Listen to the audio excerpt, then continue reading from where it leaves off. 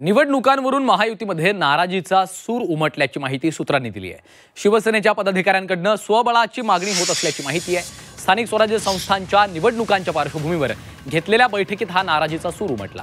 नाशिक, नागपूर, अमरावती आणि औरंगाबाद विभागातल्या पदाधिकाऱ्यांनी स्वबळावर निवडणूक लढवण्याची इच्छा व्यक्त केली आहे। ठाणे, कल्याण, डोंबिवली, नवी मुंबई, मीरा भाईंदर, उल्हासनगर, वसई विरार आणि भिवंडी महानगरपालिकांमध्ये शिवसेना भाजप युतीबाबत संभ्रम कायम आहे। भाजपचे नेते संजय केळकर, गणेश नाईक आणि इतर नेत्यांच्या स्वतंत्र लढतीच्या वक्तव्यामुळे शिवसेनेकडूनही खबरदारी म्हणून स्वबळाची तयारी सुरू असल्याची माहिती मिळते आहे। मुंबई वगळता इतर जिल्ह्यात मतभेद कायम असल्याची माहिती आहे।